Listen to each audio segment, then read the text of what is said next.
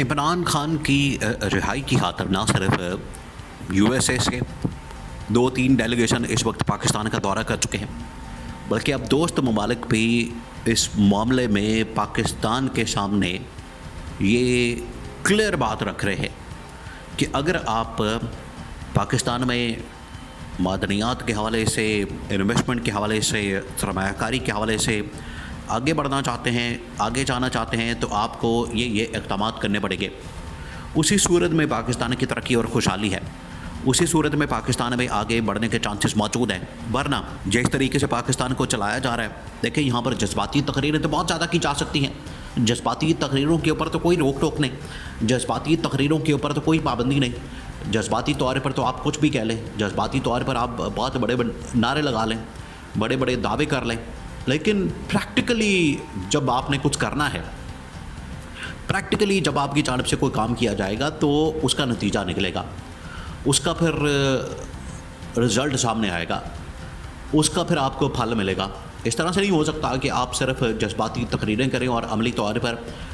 اس کے بالکل الٹ سارے کام کیا جائے۔ یہاں پر آئین اور قانون کی باتیں تو کی جاتی ہیں، لیکن آئین اور قانون کے اوپر عمل درآمد کرنا یہ سب سے مشکل کام ہے۔ بہرحال اب یہ جو پہلے جو 3 اہم ترین U S A delegation Pakistan کے اندر آئے ہیں، جاتے جاتے انہوں نے عمران خان کے متعلق آخری ڈیڈ لائن ان کو دے دی ہے۔ دیکھیں یہ آخری ڈیڈ لائن دے دی گئی ہے ان کی جانب سے، اور پاکستان کی گورنمنٹ کو، پاکستان کی اسٹیبلشمنٹ کو کہا گیا ہے کہ اب آپ کے پاس آخری ڈیڈ لائن ہے، اب آپ کے پاس اس حوالے سے آخری یہ چانس موجود ہے، آخری یہ آپ کو موقع دیا جا رہا ہے، یہ ٹائم فریم آپ کو دیا جا رہا ہے۔ اب آپ نے اگلے تقریباً کو ہفتہ 10 دن کے اندر عملی طور پر اقدامات کر کے تو ہمیں آگاہ کرنا ہے۔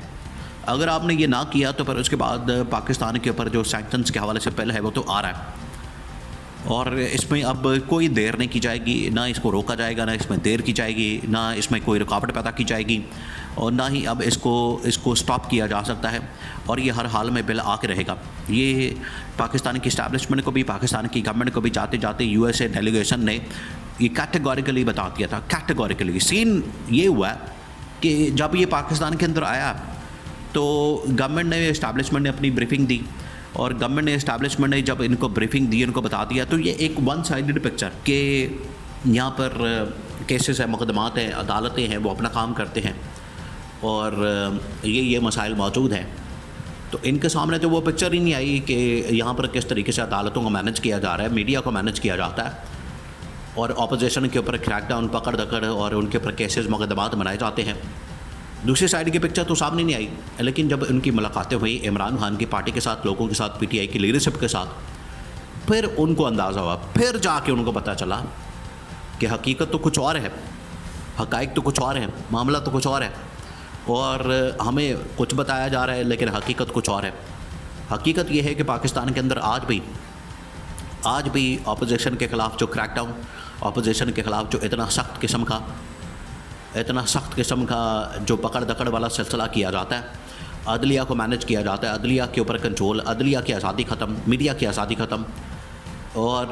دیکھیں فواد چودھری نے اس حوالے سے ملاقات کی ہے اس ڈیلیگیشن کے ساتھ جو پاکستان کے اندر 3 رکنی، فواد چودھری نے انکشاف کیا، فواد چودھری نے اس بات کا انکشاف کیا، کسی اور کی جانب سے نہیں کیا گیا، اس کی تو 1 to 1 ملاقات ہوئی۔ اس نے کہا کہ انہوں نے بار بار پوچھا ہے، عمران خان کا بھی، پی ٹی آئی کا، جمہوریت کا، پاکستان میں آئین اور قانون کی حکمرانی کا، اور پھر جا کے یہاں پر انویسٹمنٹ آ سکتی ہے، تو یہاں سے آپ اندازہ کر سکتے ہیں۔ اب آ جائیں دوست ممالک کے اوپر، دوست ممالک پاکستان میں کیا ڈیمانڈ کر رہے ہیں۔ دیکھیں یہ جو ابھی کنونشن سینٹر اسلام آباد کے اندر ایک تقریب منعقد کی گئی اوورسیز پاکستانیوں کے حوالے سے، اس کے علاوہ اس موقع پر بھی چین موجود تھا، چین کی جانب سے پاکستان میں انویسٹمنٹ کے حوالے سے پورا ایک پلان دیا گیا کہ کس طریقے سے پاکستان میں انویسٹمنٹ آ سکتی ہے، کس طریقے سے پاکستان میں سرمایہ کاری آ سکتی ہے، راستہ کس طرح سے کھل سکتا ہے، اور پاکستان میں اگر انویسٹمنٹ میں کوئی رکاوٹ موجود ہے، کوئی خلل ہے، کوئی مسئلہ ہے، کوئی بیچ میں پرابلم ہے، تو اس کے پیچھے کیا وجہ ہے، اس کے پیچھے کیا کہانی ہے، یہ بھی ان کو بتا دیا گیا ہے۔ اور دوسرا یہ کہ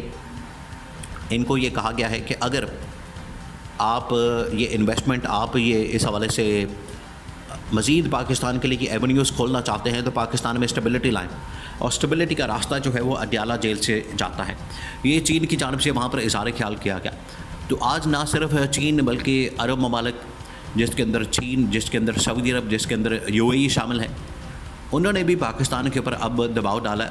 انہوں نے بھی پاکستان کے اوپر پریشر ڈالا ہے، کیونکہ اسلام آباد کے اندر جو تمام کے تمام ڈپلومیٹک سرکل ہے، ڈپلومیٹک جو اس حوالے سے حلقہ ہے، اور جتنی وہاں پر ایمبیسی سفارت خانے موجود ہیں، وہاں پر جتنے سفارتکار موجود ہیں، وہ اب معدنیات کے بل کے حوالے سے اور معدنیات کے اوپر جو انویسٹمنٹ سرمایہ کاری کے حوالے سے ایکٹیو ہو گئے ہیں۔ ان کی ملاقاتیں ہو رہی ہیں، ان کی جو ملاقاتیں ٹاپ لیول کے اوپر وہ اسی وجہ سے ہو رہی ہیں کہ اگر آنے والے دنوں میں کوئی پاکستان کے اندر انویسٹمنٹ کا کوئی نہ کوئی راستہ کھلتا ہے تو وہ کہاں سے کھلے گا، اس کا راستہ چینل کیا ہوگا، کس طریقے سے پاکستان میں انویسٹمنٹ آ سکتی ہے، یہ تمام کی تمام چیزیں وہ دیکھ رہے ہیں، جانچ پڑتال کر رہے ہیں، اس کی بڑی نگرانی کی جا رہی ہے۔ یہ عالمی طاقتیں، دوست ممالک، یہ تمام لوگ یہ اس حوالے سے بڑا غور و فکر کر رہے ہیں، اور ان کی نظر ہے پاکستان کے اس معاملے کے اوپر کہ یہ کیسے پاکستان میں انویسٹمنٹ لاتے ہیں۔ لیکن ان کا جو کہنا ہے، وہ جو اپنے پوائنٹ سامنے رکھتے ہیں پاکستان کے سامنے، پاکستان کے اسٹیبلشمنٹ کے بھی اور ایون کے گورنمنٹ کے سامنے بھی، جب ان کی جانب سے پوائنٹس سامنے رکھے جاتے ہیں تو آج نہیں، یہ پہلی مرتبہ نہیں ہو رہا، بلکہ ماضی کے اندر بھی، پاسٹ کے اندر بھی جتنی مرتبہ بھی دوست ممالک کے جو سفارتکار ہیں وہ ملے ہیں، انہوں نے ہمیشہ پاکستان کے لیے، اسٹیبلٹی کے لیے، پاکستان میں استحکام کے لیے، اکنامک اسٹیبلٹی، پولیٹیکل اسٹیبلٹی کے لیے یہی کہا کہ جتنی دیر تک آپ ڈیو مینڈیٹ جس کو ملا ہے وہ نہیں دیں گے، پاکستان میں جمہوریت کے حوالے سے کام نہیں کریں گے، اور یہاں پر عمران خان کو جو جس طریقے سے رکھا جا رہا ہے وہ نہیں کریں گے، معاملات بہتر نہیں ہو سکتے۔ اور اب عمران خان کی ملاقاتوں کے اوپر پابندی، ڈائلاگ، عمران خان کے ساتھ باہر یہ سب کچھ ہونا، یہ کس بات کی عکاسی کرتا ہے؟ یہ اس بات کی عکاسی کرتا ہے، یہاں پر ہر روز ہی انویسٹمنٹ کا کوئی نہ کوئی بہانہ کیا جاتا ہے، کبھی کوئی بندہ لانچ کر دیا جاتا ہے، کبھی کسی بندے کو لایا جاتا ہے۔ دھوکے بازیوں سے، فراڈ سے، فریب سے، جھوٹ سے کام نہیں چلنے والا، اس طرح سے بالکل بھی حل نہیں ہونے والا یہ مسئلہ۔ یہ اس طرح کی دھوکے بازی آپ قوم کو نہیں دے رہے، لوگوں کو نہیں دے رہے، یہ اپنے آپ کو دے رہے ہیں۔ دھوکے بازی سے ملک نہ آگے چلے گا، نہ ملک آگے بڑھے گا، اور دھوکے بازیوں سے مسائل نہ حل ہوں گے۔ اور ان کو یہی مشورہ دیا گیا، بجائے ادھر ادھر یہ دھوکے بازیاں کرنے کے، اشتہارات چلانے کے، صحیح معنوں میں آپ پریکٹیکلی اقدامات کریں پاکستان کی ترقی اور خوشحالی کی طرف۔